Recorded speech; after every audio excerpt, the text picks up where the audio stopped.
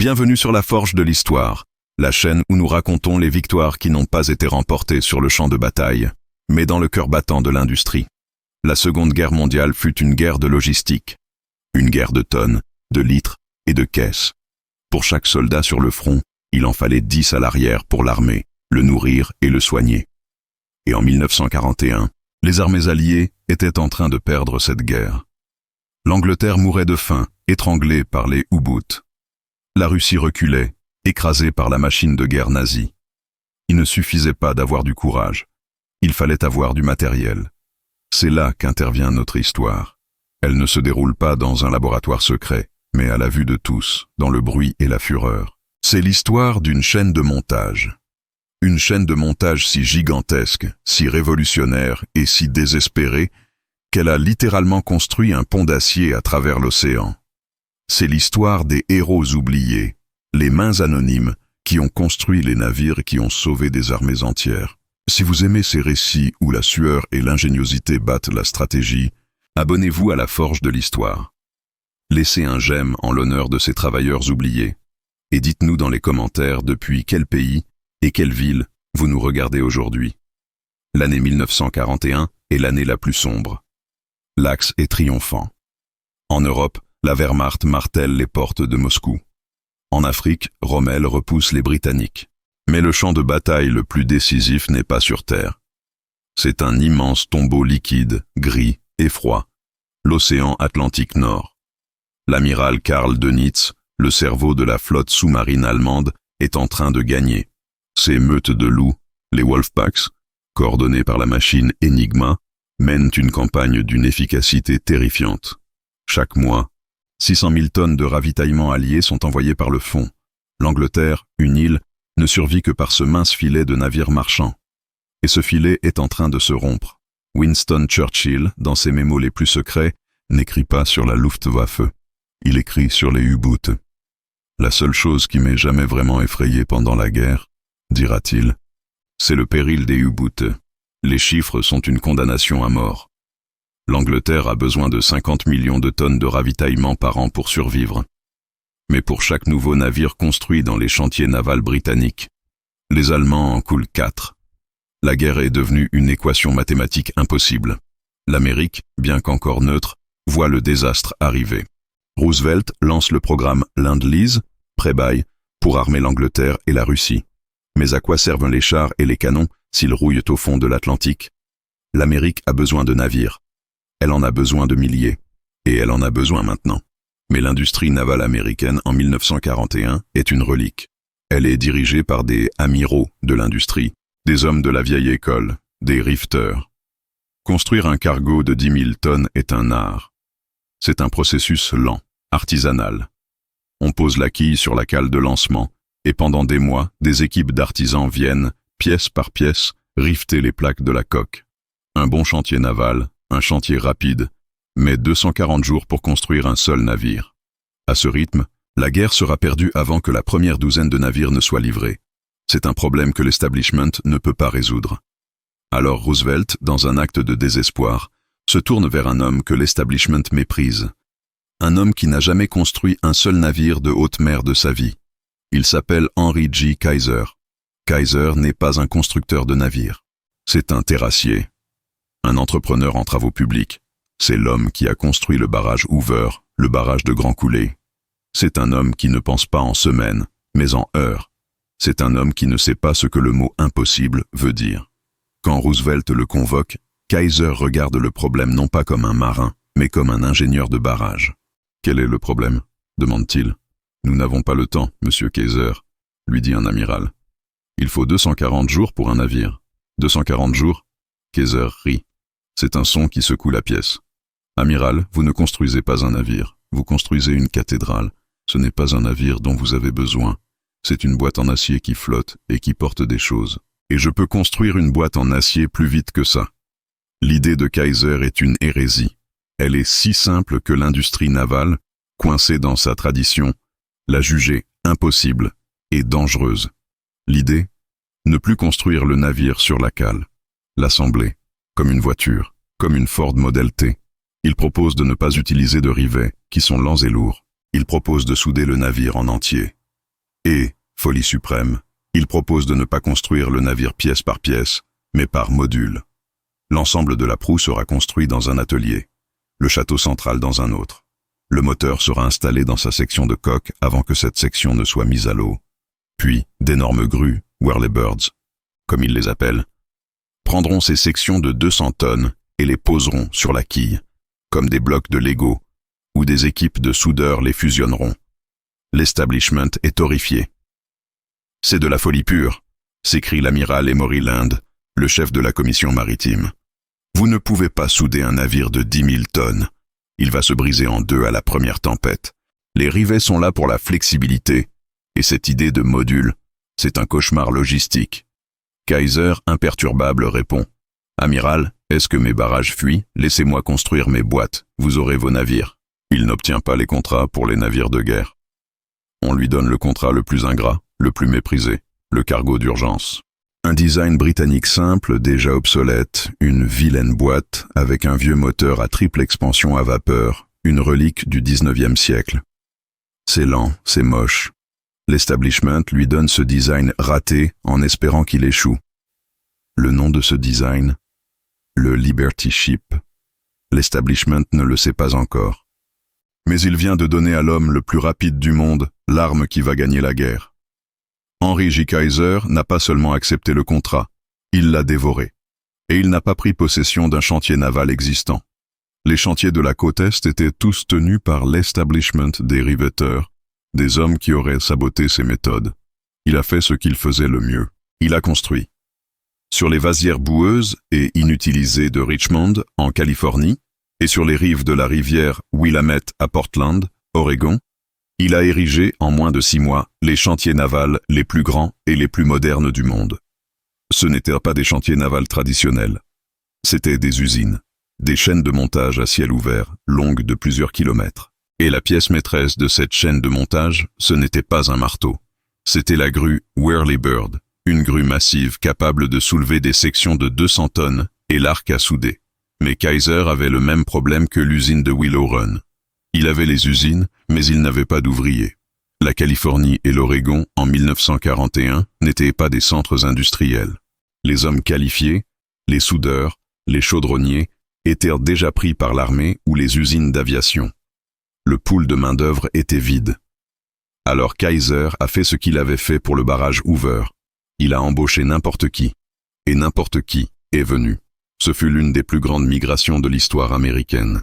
Des fermiers Hokies fuyant le Dust Bowl, la sécheresse, de l'Oklahoma, des Afro-Américains fuyant la ségrégation du Sud profond, et surtout, des femmes. Avant 1941, l'idée d'une femme travaillant dans un chantier naval était plus qu'une blague. C'était une obscénité. C'était un travail sale, dangereux, masculin. Mais Kaiser s'en fichait. Il avait besoin de mains. Il a ouvert des écoles de formation sur place. C'est ici que l'histoire de Rosie the Riveter, Rosie, la riveteuse, est devenue un mythe. Mais à Richmond, ce n'était pas Rosie. C'était Wendy the Welder, Wendy la soudeuse. Nous allons suivre Elsie. Elsie, 22 ans, mère de 2 enfants, dont le mari, Billy, est dans le Pacifique sur un destroyer. Elle vient d'un ranch du Montana. La plus grosse machine qu'elle ait jamais touchée est une écrémeuse à lait. Son premier jour au chantier naval de Richmond est une descente aux enfers. C'est une vision dantesque. Le bruit, le bzzzt de 1000 arcs de soudure, le clang des marteaux sur l'acier, le hu des grues Whirlybirds qui déplacent des sections de la taille d'un immeuble au-dessus de sa tête. L'air est irrespirable. Un mélange de fumée de soudure, d'ozone et de brouillard salin de la baie. Elle est assignée à la Platense, la zone où les plaques d'acier sont assemblées en modules. Son formateur est un homme de 50 ans, un Hokie, nommé Slim, qui était plombier il y a 3 mois. « Oublie tout ce que tu sais, ma petite, » lui dit-il. « Tu n'es plus une dame, tu es une soudeuse. Tu vois ce bâton, c'est ta vie. Tu tiens l'arc, tu ne le laisses pas s'éteindre et tu tires un cordon droit. » Elsie prend le porte-électrode. Il est lourd. Elle porte un masque de cuir si sombre qu'elle ne voit rien. « Comment je vois où je vais ?»« Tu ne vois pas, » dit Slim. « Tu sens, tu écoutes le bacon qui grille. Si ça siffle, tu es trop loin. Si ça fait clac-clac, tu es trop près. Tu veux entendre ce bzzz régulier. » Elsie frappe l'arc. Une explosion de lumière blanche la rend aveugle. Elle lâche l'outil. « Je ne peux pas », dit-elle en tremblant. « Mon mari. » « Ton mari, il est sur un navire, la coupe Slim. Et ce navire, il a besoin de carburant. Et ce carburant, il est dans un tanker. Et ce tanker, il a été coulé hier. Alors tu vas ramasser ce putain de bâton. Et tu vas souder. Tu soudes pour Billy. » Elsie ramasse le bâton. Elle passe une semaine. Ses yeux sont brûlés, l'arcaille, comme si on lui avait jeté du sable dedans. Ses mains sont couvertes d'entailles et de brûlures de métal en fusion. Mais elle apprend. Elle apprend à tirer un cordon. Elle n'est plus Elsie. Elle est la soudeuse 9571. Elle n'est qu'une des 90 000 travailleurs de Richmond. La chaîne de montage de Kaiser est un miracle d'organisation. C'est une ville qui ne dort jamais. 24 heures sur 24, 7 jours sur 7. Les équipes travaillent à la lumière des projecteurs. C'est une chorégraphie. Le shipwright, charpentier de marine, dessine les lignes à la craie. Les burners, découpeurs, suivent, leurs chalumeaux coupant l'acier de 200 mètres d'épaisseur comme du beurre. Les fitters, ajusteurs, mettent les plaques en place. Et puis viennent les Wendy. Des milliers de femmes, comme Elsie, rampent dans les doubles fonds, dans des espaces si étroits qu'elles ne peuvent pas se retourner, soudant au-dessus de leur tête, le métal en fusion leur tombant sur les épaules. C'est un travail mortel. Elles sont empoisonnées par les fumées de zinc, la fièvre du soudeur, assourdies par le bruit. Mais elles continuent. Elles sont payées autant que les hommes. Une révolution de Kaiser. Mais elles se battent aussi contre le sexisme, le racisme. C'est une société nouvelle, brutale, qui se forge en même temps que les navires. Et le miracle se produit. Le premier navire de Kaiser, le SS Patrick Henry, est lancé en septembre 1941. Il a été construit en 150 jours. L'establishment est impressionné. Le record artisanal était de 240. Mais Kaiser n'est pas satisfait. 150 jours, c'est trop lent. La promesse de Henry J. Kaiser n'était pas de construire des navires rapidement. Elle était de les construire à une vitesse absurde. 150 jours, c'est un échec, dit-il à ses ingénieurs. C'est parce que vous pensez encore comme des constructeurs de navires. Vous n'utilisez pas la chaîne de montage. Vous la regardez. Je veux que le métal bouge. L'attaque de Pearl Harbor, le 7 décembre 1941, change tout. Le désespoir devient une fureur patriotique. Et Kaiser lâche les rênes. Il introduit la production de masse dans un art millénaire. Les chantiers de Richmond et de Portland deviennent des laboratoires de vitesse. Le vilain petit canard, le Liberty Ship et leur cobaye. C'est l'arme secrète parfaite, car elle est simple. Un moteur à vapeur, une coque carrée. Pas de fioritures. Il est conçu pour être expandable, jetable. La chaîne de montage de Kaiser devient une rivière d'acier. Au lieu d'attendre que la quille soit finie pour commencer la superstructure, tout est fait en même temps. Les modules deviennent de plus en plus gros. 20 tonnes, 100 tonnes. Bientôt, les grues Whirlybirds, de 70 mètres de haut, soulèvent des sections de double fond de 250 tonnes, déjà équipées de leurs plomberies et de leurs câbles électriques, et les posent sur la cale. La vitesse devient une compétition. C'est le chantier 3 contre le chantier 4. C'est l'équipe de jour contre l'équipe de nuit. Elsie, la soudeuse, est maintenant une lead woman, une chef d'équipe. Elle est responsable du module C, la section machine. « On ne s'arrête pas !» hurle-t-elle à ses femmes, sa voix couvrant le vacarme. « Le chantier 2 a posé son moteur en 40 heures. On va le faire en 36. » Elles ne soudent plus seulement. Elles inventent. Elles créent des gabarits, des moules, pour assembler les cloisons au sol, puis les relever. Elles inventent la soudure à deux mains, une technique dangereuse mais 2 fois plus rapide. La vitesse devient exponentielle.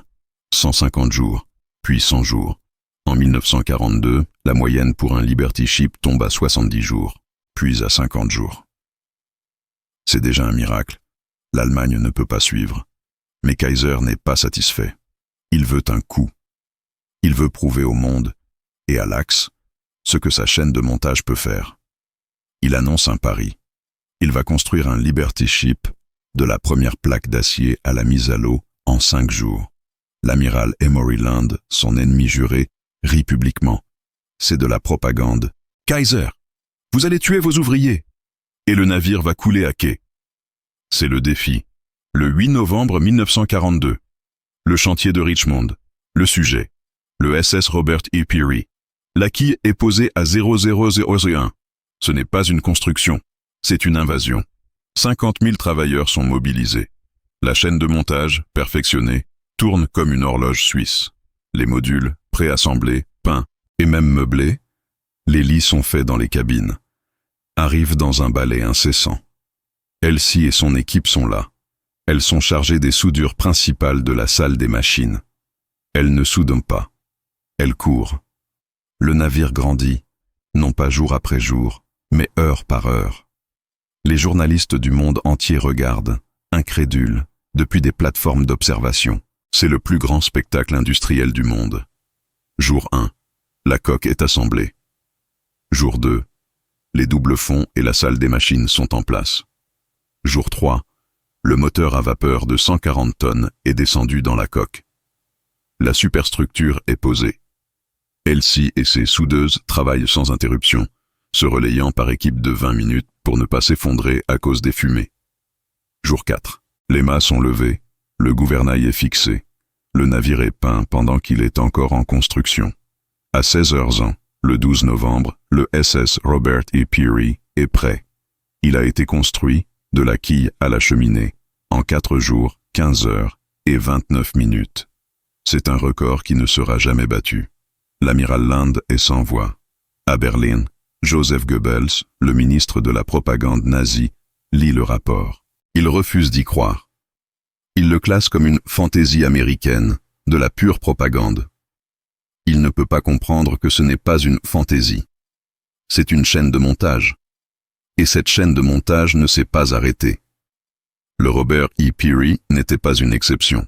C'était la norme. Au pic de la production, en 1943, les chantiers de Kaiser produisaient 3 Liberty Ships par jour. Un navire toutes les 8 heures. La chaîne de montage de Kaiser avait sauvé les armées. Dönitz et ses U-Boots pouvaient couler un navire, 2 navires, 10 navires. Kaiser en construisait 20. La bataille de l'Atlantique était mathématiquement gagnée, non pas par la Royal Navy, mais par Elsie et les 90 000 mains anonymes de Richmond. La victoire avait un prix terrible, un prix que l'histoire, dans sa célébration de la vitesse et des chiffres, a choisi d'oublier. La chaîne de montage de Kaiser était une machine de guerre, et comme toutes les machines de guerre, elle dévorait ses propres enfants. Le premier secret de cette usine, c'était le danger. Richmond, en 1943, était statistiquement l'endroit le plus dangereux d'Amérique. Le slogan de Kaiser était « La sécurité d'abord », mais la réalité était « La vitesse d'abord ». Les soudeuses comme Elsie travaillaient sans ventilation adéquate. La fièvre du soudeur, une maladie pulmonaire causée par l'inhalation de fumée de zinc et de plomb, était si commune qu'on l'appelait la toux de Richmond. Les femmes crachaient du sang noir le soir et revenaient le matin. Le bruit assourdissant des marteaux-piqueurs et des arcs électriques a rendu des milliers d'ouvriers sourds à vie. Les accidents étaient quotidiens. Les Whirlybirds, ces grues géantes, déplacèrent des modules de 200 tonnes au-dessus des têtes des ouvriers. Une chaîne qui glisse, un câble qui casse. Et c'était la mort instantanée. Plus de 1000 travailleurs sont morts dans les chantiers de Kaiser. Un bilan plus lourd que celui de nombreuses batailles. Elsie elle-même a vu son formateur, Slim, l'homme qui lui avait appris à écouter le bacon, être écrasé par une plaque de coque qui avait glissé. L'équipe s'est arrêtée. Pendant 30 secondes. Puis un contremaître a crié « Dégagez-le, la cale 4 prend du retard ». Le corps de Slim a été emmené et Elsie, en larmes, a dû reprendre son poste, l'arc crépitant sur l'acier encore taché. C'était une guerre, et ils étaient des soldats. Mais le danger le plus insidieux, le deuxième secret de la chaîne de montage, c'était le produit lui-même. L'amiral Land avait eu raison sur un point. Les Liberty Ships, soudés à la hâte, étaient fragiles. L'acier utilisé, produit en masse, était riche en soufre, ce qui le rendait cassant comme du verre à basse température. Et la soudure, cette technique révolutionnaire, ne pardonnait aucune erreur. Un rivet pouvait être mauvais, le navire tenait. Une soudure mauvaise. Une soudure faite par une Elsie fatiguée à 3 heures du matin, et c'était une fissure. L'océan Atlantique Nord, en hiver, est un enfer de glace. Et les Liberty Ships ont commencé à se briser. Le cas le plus célèbre fut le SS Schenectady. Construit par Kaiser à Portland, il était flambant neuf. Il venait de terminer ses essais. Il était à quai, dans un port calme, sans vagues. Et soudain, dans la nuit, un bruit, décrit comme un coup de canon. Le navire s'est cassé en deux. Il s'est ouvert comme une boîte de conserve, juste au milieu. La coque s'est fendue de haut en bas. L'enquête a révélé l'impensable, une fracture fragile, partie d'une seule mauvaise soudure. La nouvelle s'est répandue comme une traînée de poudre. Les marins de la marine marchande, les hommes qui devaient piloter ces boîtes, les ont surnommés les Kaiser's Coffins, les cercueils de Kaiser. Ils avaient un peur d'eux. La chaîne de montage qui sauvait l'Angleterre était en train de tuer ses propres marins. Elsie et les autres soudeuses ont appris la nouvelle. Et ce fut le début de l'enfer moral. Chaque soudure qu'elle faisait n'était plus un acte de patriotisme. C'était un acte de vie ou de mort. « Tire la droite, ma fille », disèrent les contremaîtres, leur voix n'étant plus pressée, mais angoissée. « Tire-la comme si ton mari était dessus. » Elsie, dont le mari était sur l'un de ses navires, commença à faire des cauchemars. Elle rêvait de ses propres soudures qui s'ouvraient dans une mer de glace. Elle devenait méticuleuse.